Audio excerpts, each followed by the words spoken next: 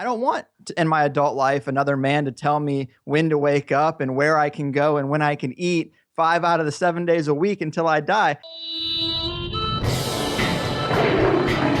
Welcome to the Lions of Liberty podcast. Here is your host, your guide, your shining beacon of liberty, Marc Clair.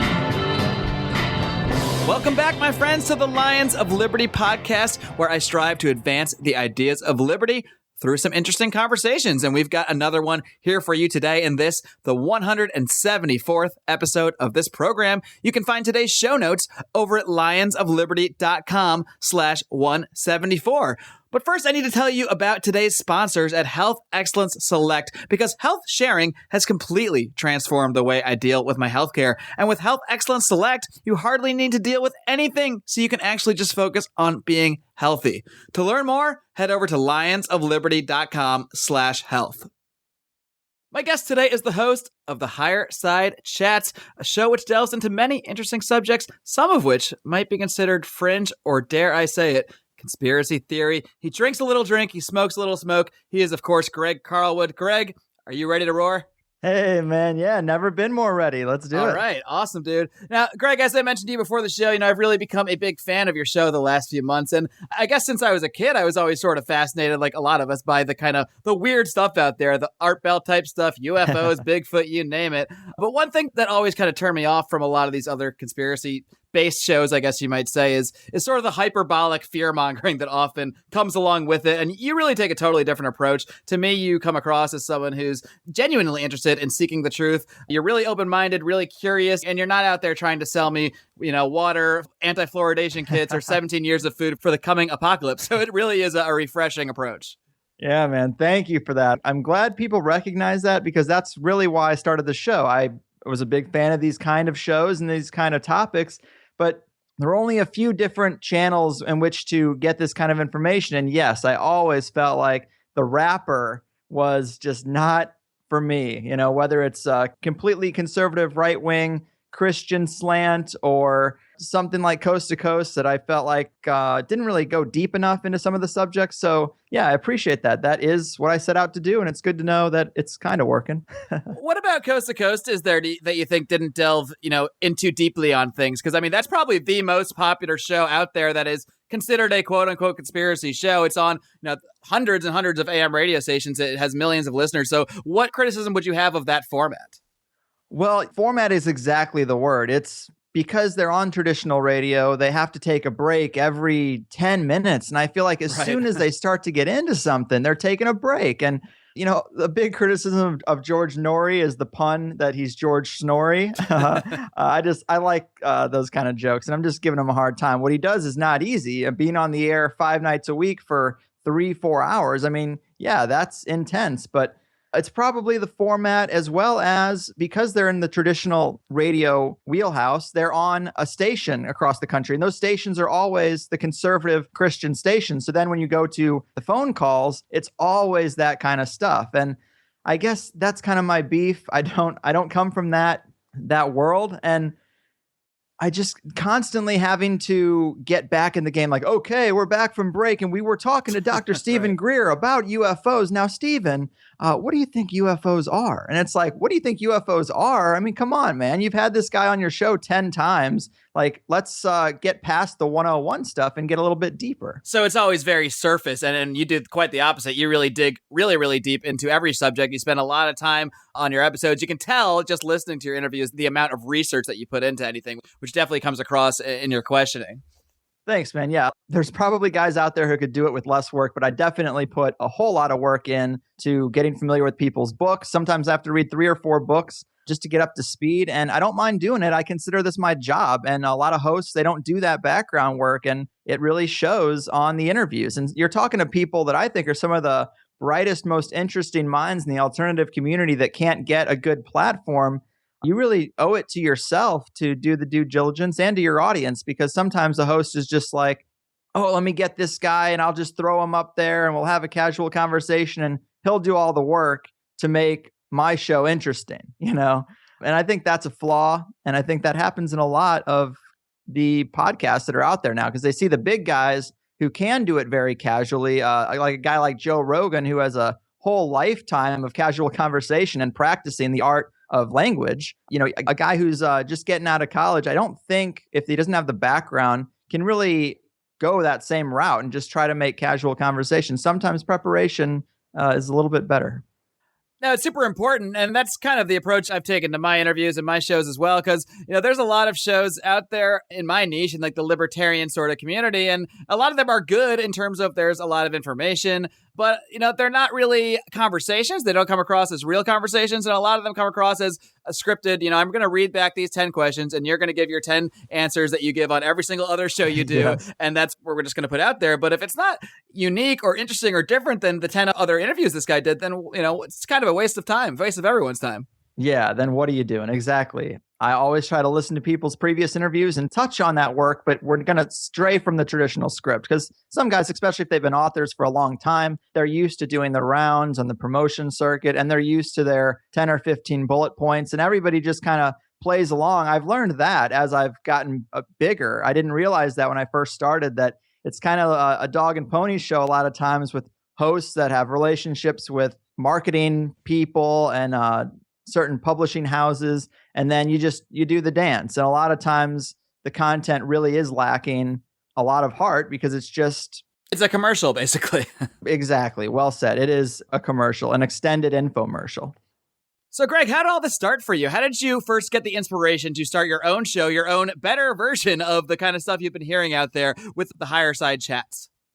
Man, I always just wanted to do something that wasn't the typical 9 to 5, and it's tough. I call the year or the 10 years of retail I had the lost decade, because when you get out of school, there really is no guidance for someone who wants to be independent and an entrepreneur. They only tell you how to get a good job. And I don't want in my adult life another man to tell me when to wake up and where I can go and when I can eat 5 out of the 7 days a week until I die. That doesn't appeal to me. Yeah, you did that for the first 18 years, Right. Yeah. And I think that's all part of conditioning, but that's a whole nother thing. I wanted to do something independent. I started doing the podcast as a comedy thing. That was my first love, but I loved guys like Bill Hicks and George Carlin who put conspiratorial themes in their comedy, put nuggets of truth deep in there. And I loved that kind of stuff. So I started going that route, and then I felt like I wasn't different enough. And it was a mushroom trip in the Comedy Store condo with Ari Shaffir and a couple other pretty high-level comics. And I just felt like such a poser. I'm like, what are you doing here, dude? And the mushrooms told me to make it more about my real true love of conspiracy. And ever since then, that's where I've gone, and it's been pretty successful. So you were kind of trying to maybe parrot other shows that you knew about, other comedy shows and kind of people in that community, and not really necessarily being true to yourself and your own passions. And that experience, I guess, gave you that revelation that, no, I have to just be more of me and really get deeply into the subjects that you're actually interested in. Yes, I definitely credit the mushroom with that. And without a template, without some kind of guidance, yeah, it took a while. I definitely stumbled through the gate for the first little while, but I think anybody, if you just start doing what you want to do and you keep fine-tuning it and refining it, you can look at it from the beginning and judge it and say, look, I know this isn't going to be the thing that gets me out of my shitty job at GameStop, but maybe if I keep going in this direction, I'll fine-tune it and it'll end up being great. And that's what you got to do. I would tell people not to quit, even if you feel like your product isn't up to snuff yet. But these 9 to 5 jobs, that's for the birds, man. I'm with you, man. So is this your full-time gig then, the Higherside Chats? Is this like all that Greg Carlwood does right now? It is, pretty much. I mean, I also have a conspiratorial t-shirt line that's attached to it called Conspiracies. But yeah, pretty much I only really leave the house to go mail a shirt at the post office. But it can be isolating, though, because everyone I know, every friend I have has that 9 to 5 job. And so I spend a lot of time sitting around watching reruns of How I Met Your Mother, sitting letting Netflix play through for the 5th, 6th, 7th time. Right. But it is nice to not have an alarm clock, to not have a boss, and just really decide what you want to do. I'm pretty much 30 and retired. That's fantastic, man. I mean, I'm somewhere in an in-between state myself. I have a freelance career out here in Los Angeles, so I work when I work, but I do have the freedom to turn down work, accept work I like, and that kind of thing. And it also gives me the flexibility to work on stuff like this in my, I guess, quote unquote free time. I consider none of it free time. It's all my time that I choose what to do with. And right. That's a better way to look at life, instead of just, because like you said, we are conditioned from a very young age. We're conditioned that okay, we got to go to school. We got to go through K through 12. And then if we want to have a good job, we got to go through 4 more years of college, go into massive debt to do that. Then we've got to, save up, work at a company. Eventually, we'll save enough money to put a down payment on a house, on a mortgage, and go into even more debt for that. And, well, of course, now we got to keep working the rest of our lives because we have all this debt to pay. And suddenly, our whole life is dedicated to working and paying off debt. And that just seems like a miserable way to live. Right. And I think that midlife crisis is when you finally wake up and you're like, shit, I can't go back in time. I've lost 3 decades of my life probably to some company, to some guy who's never going to make me partner. And I can't do anything else because my resume only shows this. So I guess I'll just buy a motorcycle and keep doing what I'm doing. And it's a sad reality for some.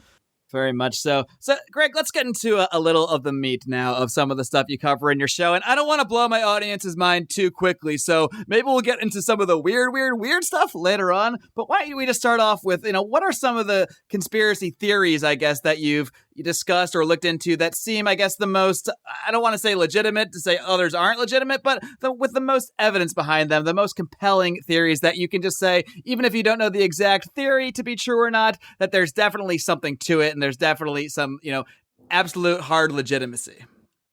Yeah, I mean, everybody is different. And I guess for me, I never really had a strong emotional reaction to controversial subjects and theories. And I realized when 9/11 happened and we started looking into some alternative things in my group of friends, it really drove a wedge between us. Some of us had really aggressive emotional opinions and couldn't fathom that the government would be involved. And other people were like, yeah, it doesn't really surprise me. I mean, everything's corrupt. I mean, why would this be any different?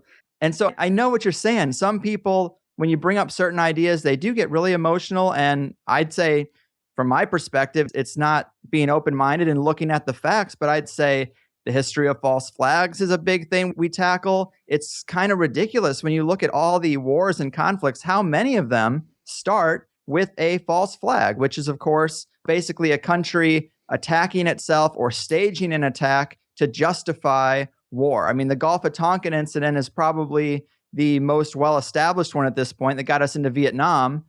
And I'd say 9/11 was just another event in a long line of false flags. I mean, look at what happened in the post 9/11 world. Look at what it was used for. The Patriot Act and going over to the Middle East, that's still not done.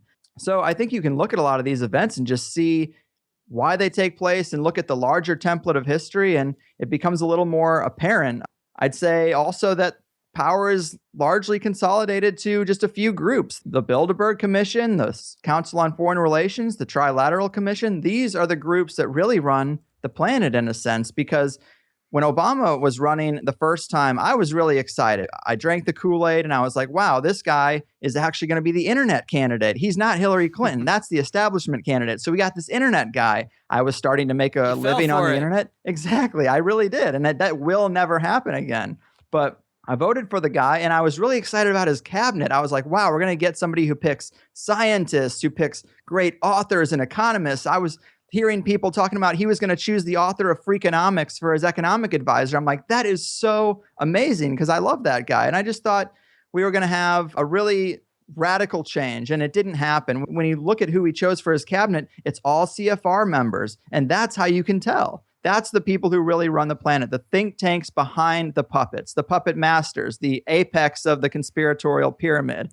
I think it's those groups. The World Bank is another one. The World Trade Organization right now with the TPP, things are going through where we have these groups that nobody voted for that are having policies that supersede the rules of a government. Like, I know you've talked to Jen Briney. She's big on the World Trade Organization's labeling laws. A lot of countries aren't even able to label GMOs in their own country because they've signed on to this agreement that this nebulous group oversees. I mean, what is that but a one world government? I mean, is this a conspiracy theory or is this just the reality of powerful people consolidating wealth and power? That's a really good example is, I recently spoke to Jen Briney, as you mentioned, of Congressional Dish. And I mean, she puts out a lot of stuff that you could take and say, This is the same thing Alex Jones is saying with the New World Global Order, only she's actually, has gone through bills and shown, look, I'm not being crazy. I'm showing you this is a global type governance that is coming into place through all these documents and presenting you the evidence.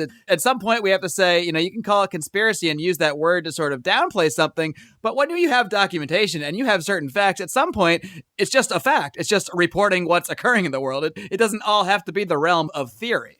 Right, exactly. I'm with you. It definitely doesn't. And I love that I've had Jen on the show twice now, and this time around, she had gotten a little more conspiratorial. I don't want to put words in her mouth, but she, I felt like, was drifting more to my side. And I'm just like, that's what's going to happen when you really look at what's going on. And Jen is probably, I love having her on because she does such great work and she really knows her stuff, but she is probably the most tame guest that hits my show. Oh, for sure. Definitely.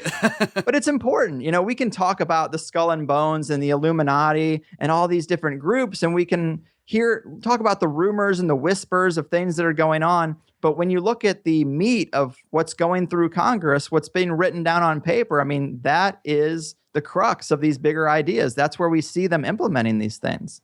Let's tick back a second, back to 9/11, because I know that's going to be a sticky point for a lot of people. It's kind of something you can't win on in a way, because if you even question the official story at all, I mean, it doesn't mean aliens blew up the towers if you're just asking questions about some of the inconsistencies in the stories. But if you question that, a lot of people will say, look, I mean, we don't need to go into conspiracy theories for this. The U.S. government has been overreaching for years. It's been, causing aggression in the Middle East. It's killed a lot of innocent people. It makes perfect sense that some of those people would come back and want to attack us. So there's no reason to look deeper into it. And then there's the other side of it where you say, well, okay, but look, there's so many strange things that happened that day, so many strange connections. And when you combine that with the results of it, with the Iraq war that was justified basically based on 9/11, with the Patriot Act and so many other onerous laws, with the NSA spying, all these things that were seemingly put into place, at the snap of a finger right after 9/11, it does make you think a little bit, Right. Even if you don't go quote unquote full conspiracy, you got to at least think, is something kind of weird going on here? So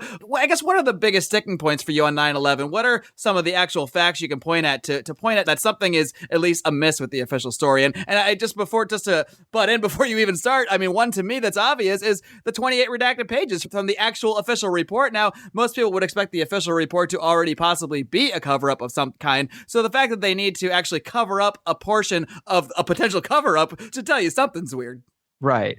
And I definitely am skeptical of those official commissions, just like the Warren Commission with JFK. I mean, these things are put in place to ease people's minds because people can't have something that's unanswered. So the government comes out, they do a little dance, and they give you an answer. It's not correct. It's just something to fill your mind. And a lot of people accept those things. It happens a lot in the UFO realm where you'll see something strange and everyone's like, what was that? And the government comes out and says it was swamp gas. And people are like, oh, well, okay, now I have an answer. Yeah, but you could spin the wheel of random answers and give you that. And I think in 9/11, some of those things you mentioned that are in the aftermath of it are really important. And people need to ask themselves what we've seen implemented since then. The wars in the Middle East. I mean, it's more than that. We have occupied massive amounts of territory. We almost have our own 52nd, 3rd, and 4th states over there. It's pretty crazy. And you have to look at those things, the Patriot Act, and ask yourself, would that have been possible?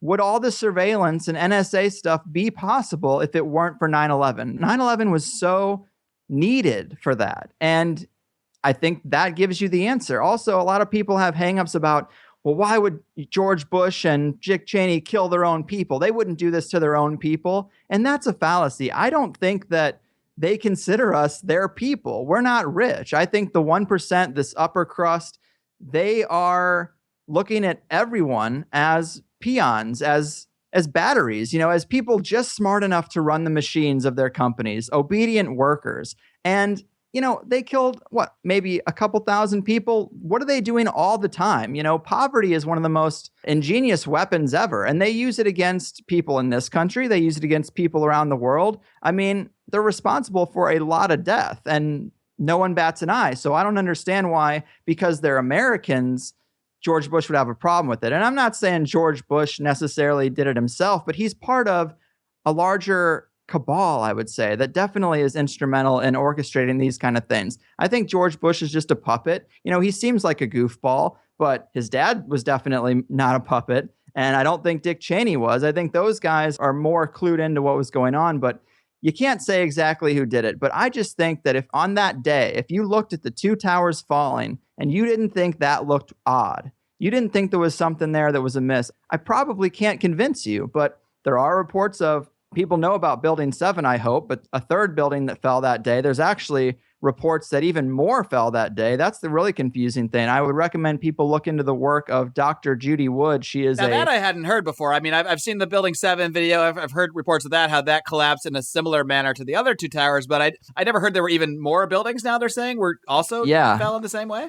Yeah, I think up to 7. And this was crazy and blew my mind. But if you look at the book, What Happened on 9/11, Judy Wood's book, on the very back cover, she shows a map of the World Trade Center complex before 9/11 and after, and she highlights where the buildings fell. I mean, these are photographs, and clearly more buildings fell than we're told. And I don't know how much that matters, but it definitely shows you that what was reported and what happened, there's fallacies there. And if you dig deeper, you got to ask why. And I think there's just not really, you don't have a smoking gun on 9/11. You really don't. But if you look at the history of buildings that have had fire, they've never fallen like that. I mean, it looks wrong to me. And then I think that when you dig deeper, you can find justifications for that. And I think you can find reasons why a global elite would want to do something like a 9/11. It's just another false flag in a long string. I think the Titanic was one, the Gulf of Tonkin incident, Nero's fires of Rome. I mean, it's happened time and time again. What's the Titanic conspiracy? Because that's one you don't really hear talked about too much. Well, what's the kind of connection to our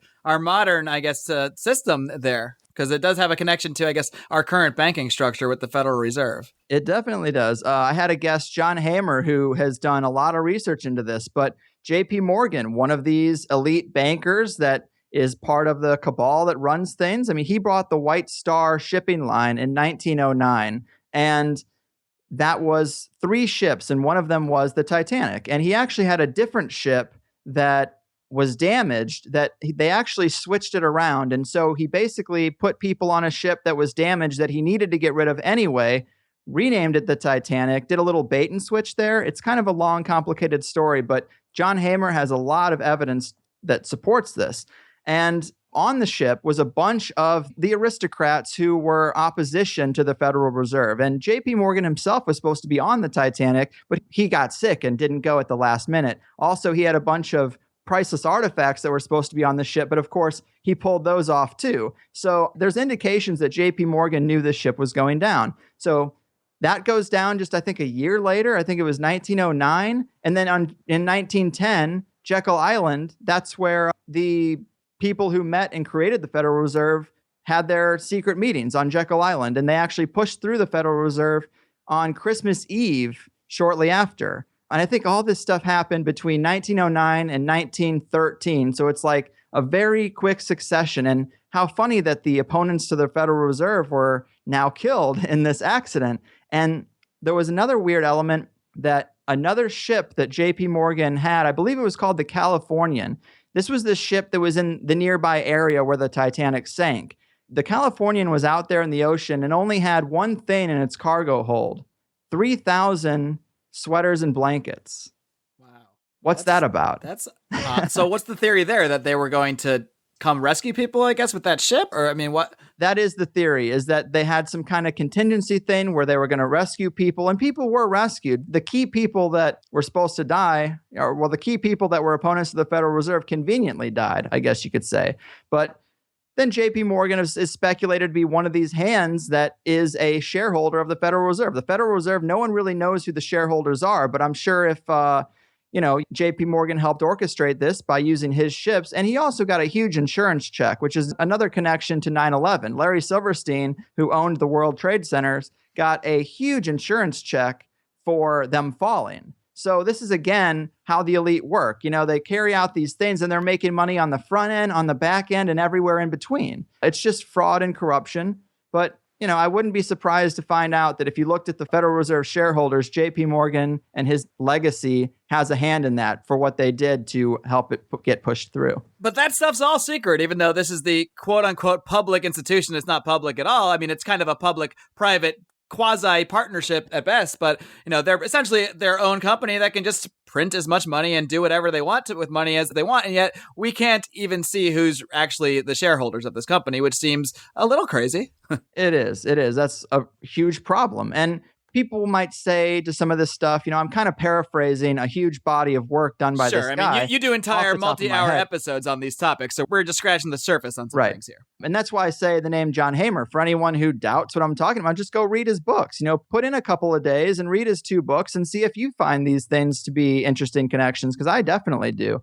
There's also weird stuff about the surviving members of the crew and the inconsistent reports they gave. The captain of the crew had some note that said, like, if something, like, people sleep all the time, but he didn't sleep in his chambers. He slept on a stool out in the lobby, and said, if something happens, wake me. Like, there's indications that the captain himself was put in place to make sure this happened. There's a lot of weird stuff, and I suggest people look into it. But you do have to speculate a little bit, because the smoking gun evidence is outside of our grasp. It just is. But you can look at these patterns, and you can look at the way these rich psychopaths behave, and I think you can fill in the holes for yourself. And some people might think that's taking liberties and they want that smoking gun evidence. But if you're going to have the bar that high before you start being critical of their actions, you're just going to be a victim of their vampirism forever, their economic vampirism. And it's just, it's an unfortunate situation that some people set that bar so high, because they are a well-oiled machine and they don't let smoking gun evidence get out all that much. Yeah, for sure. And for a lot of this stuff, we might not have one piece of quote unquote smoking gun evidence, but sometimes there's just enough weird coincidences to make you think. And Greg, we're going to get into some even weirder stuff in a bit. But first, I need to take a minute out to tell everyone a little bit more about our sponsors at Health Excellence Select. Because as someone who purchases my own health insurance, I had become extremely frustrated at my escalating premiums and deductibles after the implementation of Obamacare, and this forced me to seek an alternative. And I found that alternative in the concept of health sharing, where groups of like-minded individuals get together to voluntarily cover each other's medical costs. Health Excellence Select will help you take charge of your healthcare without having to deal with all the cost and hassle of handling paperwork and spending hours on the phone with bureaucrats just trying to get paid. They will handle all the dirty work for you while also providing tons of valuable tools to help you stay healthy. Listeners of this program can get the VIP treatment and get signed up directly by my great representative, Jeff Cantor. Give him a call at 440-283-6849. Tell him Mark from Lions of Liberty sent you. Until then, head on over to lionsofliberty.com/health for more information. Greg, one criticism I'll hear whenever anybody brings up any kind of conspiracy theory whatsoever, even some of the most tame conspiracies like JFK. I mean, I don't know if it's tame for him or his family, but it's one that's almost accepted that to be a conspiracy by many people, by I think majority of the population in most polls. But even something like that will get, especially from kind of the realm I'm coming from, the libertarian side, many libertarians will say, well, look, we're telling you how the government's inefficient and can hardly do anything right. So what makes you think that the government or anybody in the government could possibly orchestrate these events, and not only orchestrate them, but cover them up for so long? Like, they'll say something like 9/11 would take so much coordination. How are there not people coming out and saying, hey, look, I was approached about, planning this event, and I helped put this event in place that killed all these people. How are there no whistleblowers? And how is this even organized by an organization that we generally consider to be inefficient and, at best comical at times? That is a valid criticism. And I think the problem comes with the language of just labeling it the government. I mean, yeah, there's tiers though. There are definitely inefficient tiers, and there are definitely people working in government, and there's a lot of bureaucracy, and you go to the DMV and that sucks. I mean, I get all that. There's definitely that. But there are also pockets of highly efficient groups within the government. I mean, like I said, the Council on Foreign Relations, the Trilateral Commission, and the Bilderberg Group. These are the 1%ers that go and they meet once a year at the Bilderberg meetings, and they determine the policy going forward. I think that's where we get things like the Patriot Act and NSA surveillance. And I think it comes out of these meetings. They dictate the narrative going forward. So I don't think these people got rich being inefficient. I think, if you look at corporate leaders and the members of these groups, they're the ones orchestrating things behind the curtain, and they're very efficient. I think that they hide under the cover of, well, government can't get anything done. that's a big contention I had with Bill Maher, the comedian. I used to be a pretty liberal guy. I don't really buy into any of that anymore. But growing up in high school and college, I listened to his show all the time. And 9/11 was the first big thing where he would not go there at all. And he said, you know how I know George Bush wasn't behind 9/11? It worked. And I'm just like, that's such a dismissive thing to say. I get what you're saying. I get the idea behind it, but that's so naive. That's so fucking naive. The Iraq War worked. I mean, if you're going by that standard, it got Saddam Hussein out of power. Right. So. How about the idea that George Bush did not win the popular vote and he's still president? How about that? There's a conspiracy there, and that worked. When they really want something done, these select few, it gets done. Very interesting. Now, there's actually a couple more things I want to touch on conspiracy-wise, because there's one I heard you talk about that I've never really heard before. It's really, really interesting. And it's the theory that goes along with alcohol prohibition. What's the theory behind there? Because as far as I knew, it was just a bunch of housewives that were sick of their husbands drinking and lobbied to get alcohol banned. So what's the theory behind that? Right, man. I felt the same thing that you feel. It just seemed like this weird pocket of time where the religious housewives got something done. And that's just not true. I mean, I had another guest, David Bloom is his name, and he wrote a book and he's very much an advocate of this. But the Prohibition era was actually about, again, profits for the 1%. And it was about energy, because back before Prohibition, a lot of farmers and people, they had their own alcohol stills to run tractors, to run equipment, to run cars. Cars used to actually run on alcohol. And Rockefellers, they used to make oil lamps at this time, and they had this byproduct of gasoline. And this comes up a lot, that the 1%, these rich elites, they are selling us their trash, their byproducts from their industries, and selling it to us as something we need. Gasoline in that case, and also fluoride in the water is a big conspiracy. And people always roll their eyes, oh, fluoride in the water. Here's this thing. Well, fluoride is a byproduct of the aluminum industry. So instead of throwing away and disposing of their trash, they convinced us that it's good for our teeth and they put it in our water. And now they sell their garbage to us and we buy it and we consider it to be something that is beneficial. I mean, that is all just spin and propaganda, and they have the tools to do that. If fluoride is in the water, why don't they just put in vitamins, something non-controversial? Then we don't have to worry about it. But vitamins aren't a byproduct of their industry. So back to Prohibition, it really is the same story.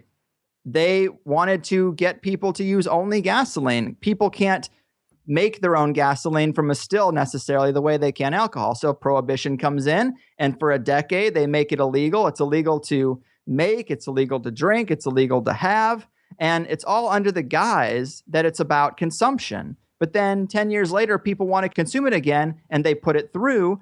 But what do people not do? They don't use it as a fuel anymore. So the Rockefellers got what they wanted. That's the same reason marijuana is illegal. It's just a longer form of prohibition. Marijuana got in the way of the textile industries. You can make hemp rope, you can make paper. It's a lot easier to grow weed. I've done it myself. It grows in 3 or 4 months as opposed to a tree that takes years and years and years to grow.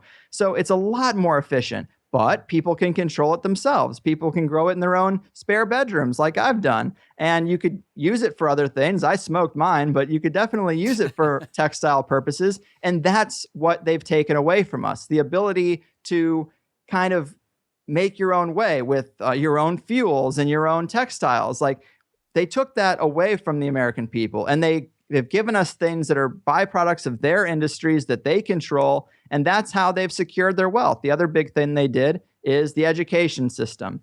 If you look at who contributed to the original Board of Education, Henry Ford and his assembly line process, and the Rockefellers, they wanted to make sure that they didn't have competition. So they just dumbed us down. I mean, look at how education has gone since the institution of the department of it. It's always been downhill. I mean, everyone knows that. We're like 20th in math, 40th in science. America's not number one, and they're getting what they paid for. There's a reason why we're not number one. They don't want competition, but that's the thing behind Prohibition. And you'll find that if you look at all these weird pockets of history, there's a conspiratorial view and a through line that connects them all. And it's always the same motivations, the same people, and it's about consolidating wealth and power. But I love that one. The Prohibition one blew my mind. Yeah, it's crazy stuff, man. And speaking of education, I interviewed Alex Newman, one of the authors of Crimes of the Educators, a few months ago, and he really goes into extensive detail on, they have all these documents. I believe Charlotte Iserbyt revealed a lot of them in the 80s. All these documents really spelling out how the education system was specifically designed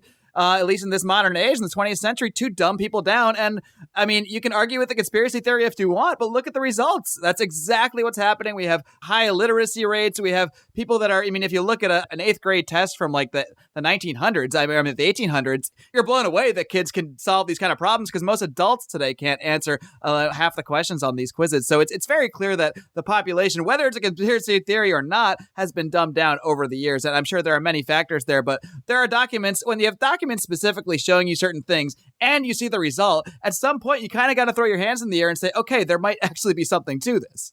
Yeah, amen. Look at the results, whether it's education, 9/11, prohibition, marijuana illegalization, the war on drugs. The results are always less freedom for the people and more money for the elite. I mean, it's not an accident.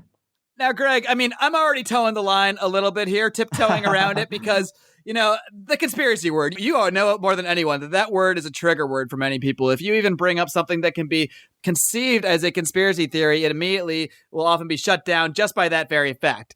So, you know, I've been treading lightly. We've mostly been just touching historical events, things that are very much based in fact, you know, that we can acknowledge, that we can look at, whether it's the Titanic, whether it's prohibition. These things definitely occurred and happened. So, but there's one event, and I would call it kind of the OG of modern conspiracy theories. And I'm going to touch on it just so I'm not accused of being too much of a wuss in this interview. And that is the moon landing. And this is one where, yeah, I mean, I remember even being a kid, people joking about the moon landing being faked. And I always kind of brushed it off.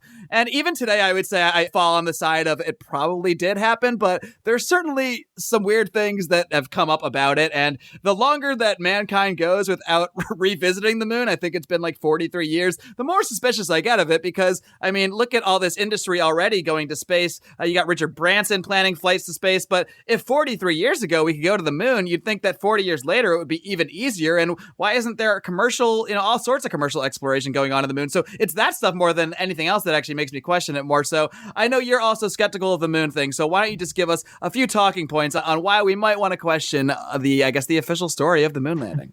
Right. The moon landing, super interesting to me. My opinion is that the footage is clearly fake. The footage we're shown in the moon landing, there is no way in my mind that is real footage. Now, that does not mean we didn't go to the moon in secret. It does not mean that, you know, we didn't get there and it just isn't the footage we were shown. I can't say if we went or didn't go, but there is a lot of evidence that suggests we might not be able to with things like the Van Allen radiation belt. But if we're just examining the footage and saying, how can we look at this footage and know it's not right? I mean, if you look at the moon rover, there are no treads in front or behind it. If you look at the module that landed, there is no impact crater below it. It was like these things were set in place by a crane because there's no track, so there's no impact crater. There's also pictures that have the same background. You can tell that they use the same background. If you think about the moon landing images, there's a rocky ridge behind most of the pictures and a black background. That rocky ridge, if it was real, should be different in 360 degrees. But yet there are different pictures where it looks like they placed different objects in front of the same background. And I'm not making this up. You can look at the pictures and also the telemetry data, all the data, the ones and zeros of how they got there and all the math. They've lost that. NASA doesn't have that. Isn't that convenient? Yeah, they don't have it. So isn't that funny? That seems like the most important data to hold on to ever in the history of mankind. Well, they don't even have the footage. They lost the footage. They weren't going to I don't know, just a month ago. See, the story goes back and forth. What do you mean they lost the footage? So like the footage we see now is not obviously not the original footage. They don't have the original film anymore, you're saying? Yeah, they lost that. And that's convenient. You think these are things they would hold on to. But another reason people ask, well, why would this all be fake? Why wouldn't we be shown it? And it's like, well, if you really think about it, it doesn't even make sense that they would show it. NASA came out of the military.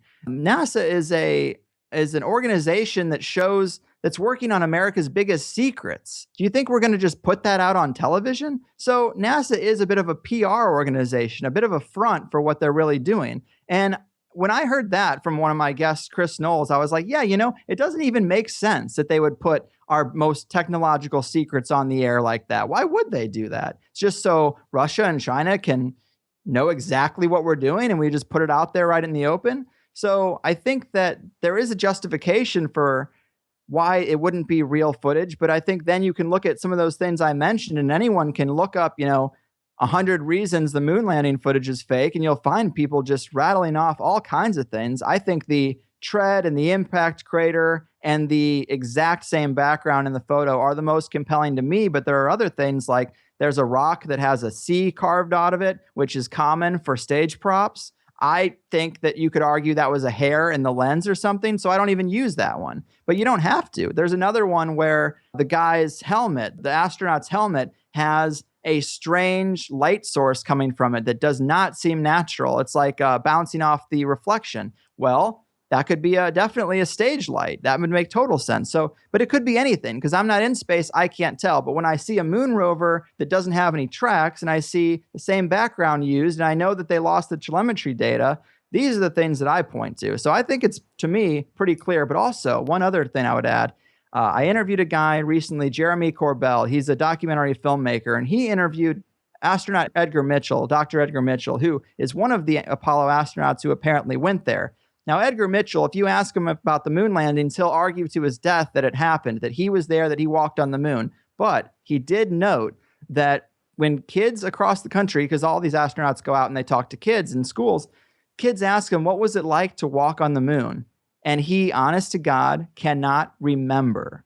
You would think a guy who's walked on the moon would definitely know what it was like. But Edgar Mitchell said his memories of actually walking on the moon, although he's 100% convinced he did it, are fuzzy, and he can't quite remember what it was like to walk on the moon. And then there are the reports that the astronauts had to be hypnotized after the moon landing. They all went in for psychiatric evaluations and these kind of things. Well, they could easily, after what had been done with MK Ultra, they could easily tell these guys, they could implant memories of them walking on the moon. And I'm getting really crazy. I'm getting stuck in the weeds. Get in here, there. But, I mean, that's what you do best, man. I'm just saying it is totally possible. If you look at the reports, if people want documentation, look at documentation from MK Ultra and the mind control experiments. They can get people off the street to murder, like it's no thing. And there's documentation that they can actually program people to do these things. So is it not possible to put these astronauts through rigorous testing where they're sleep deprived, and then put them through these psychological hypnotic regressions and all this kind of stuff, and then make them feel like they went on the moon, put them up in some rocket, bring it back down and say, oh, you were on the moon. We know you were there. And the story just takes off. I don't think it's implausible to think that, but I think it's also really interesting that one of the astronauts, his most pivotal moment in life, he himself says, I can't remember what it was like. That is very strange, because even if he was part of some massive conspiracy and he was lying, he might just make up what it was like to walk on the moon. So it's even more strange that he would just act like he doesn't remember, because that plays more into possible hypnotism, brainwashing type stuff that you're talking about. Yeah, so. I think they were manipulated. I don't think the astronauts themselves even know that they're lying. I mean, have you seen Buzz Aldrin? He became like a raging alcoholic. There were times Didn't he punch a guy in the face who asked him about the moon? I saw that. Yeah, he was also wandering up and down his streets like wasted drunk, stumbling around, talking about secrets he has to keep and weird stuff like that. I mean, well, in fairness, I've been caught doing similar things, but we don't need to talk about that. Fair, yeah. I mean, it's a slippery slope, but I think that people should look into that if they have any doubt. And I think the more you look into it, the less doubt you have, rather than more. A lot of people who call bullshit on conspiracies, they've never looked at it. I would just say, look at it deeply. And if you come out thinking I'm wrong, so be it. And Greg, what you just said right there really does, I think, sum up why your attitude is so refreshing, because you're not dogmatic really about anything, even the stuff you really believe in strongly. You just try to say, look, here's the things I've uncovered. Here's what my very well researched and very well educated guests have uncovered. And here's what I think. But I'm not Alex Jones. I'm not telling you the world's going to end. I'm not trying to sell you all the apocalypse products. I'm just trying to get to the truth and get to the bottom of things. And I think that really does come across in what you're doing, Greg. So I really want to commend you on that. And guys, if you think us talking about the moon landing stuff was kind of weird, trust me, you ain't seen nothing yet. So please do check out Greg's podcast, the Higherside Chats. And Greg, before I let you go, why don't you just do a quick summary of how people can find the show, how they can contact you, and how they can become more involved with the Higherside Chats? For sure, man. Well, if you're listening to a podcast, I assume you know how to get them. It's on iTunes. It's everywhere you can find podcasts, but also thehighersidechats.com. Also, my t-shirt company is at conspiratees.net. But that's pretty much it. If you have a hard time with podcasts, the show is also up on YouTube. So that is the way to listen, and be prepared to get weird. Greg Carlwood, the Higherside Chats. Greg, keep up the great work and take care, man. Honor and a pleasure. Thanks. All right, guys, I hope you enjoyed my conversation with the great Greg Carlwood of the Higherside Chats today. If you found our conversation even a little bit intriguing, I highly encourage you to check out the Higherside Chats. As I said, Greg's got a really great approach to these matters. He's not dogmatic. He's not trying to sell you snake oil. He's just an honest guy that's searching for some truth out there in the world, and he does a bang-up job at it. So please do check it out. I know I'm going to get a little bit of flack probably from some people for doing a quote-unquote conspiracy show. It's something I've made an effort to avoid in many ways for a very long time. But hey, after 174 episodes, I'm just going to start doing some things that I want to do sometimes. That's just how it's going to work. And hopefully you guys also like the things we're doing here. We've expanded our show format. We're doing 3 days a week now, Monday, Wednesday, and Friday. Friday, of course, being the Felony Friday podcast. So, hey, if you enjoy the show, if you enjoy our new format, if you enjoy interviews like the one I did today with Greg Carlwood, please do us a favor and subscribe over on iTunes, subscribe on Stitcher Radio, subscribe however you listen to this podcast, because clicking that subscribe button really does do wonders to help get the show in front of more people, get it in more earbuds out there. And while you're there, if you could also leave us a great rating and a 5-star review, is little things like that that really help us grow this show. So if you're a fan, I'm not asking you for money, although you're feel free to send us money too. But what I really need you to do is help us get this show out there, help us get it to more people. And the simple way you can do that is giving us reviews on iTunes, sharing it on Facebook, sharing it on your social media, and come join the conversation with us. Find us over on Twitter at Lions of Liberty. Find us on Facebook at facebook.com/Lions of Liberty. And if you really want to get in depth with us, join the conversation, communicate with myself, many of my other Lions of Liberty cohorts, several of my past guests even, then come on over to the Lions of Liberty Forum. That's our private Facebook group. You can just type Lions of Liberty Forum into your Facebook search bar, and you should get right over there. Or if you can't have trouble, go over to lionsofliberty.com/174. We always link to the private Facebook group in the show notes. Now, as I mentioned with the new format, in just 2 days is our next episode on Wednesday, and I think I'm going to kind of keep it a surprise for now. It's only 2 days away, so not much of a wait, but we're aiming to have a little something special on Wednesday. And of course, on Friday, we'll have the second edition of our brand new regular podcast, the Felony Friday podcast, hosted by John Odermatt. Until then, live long and live free.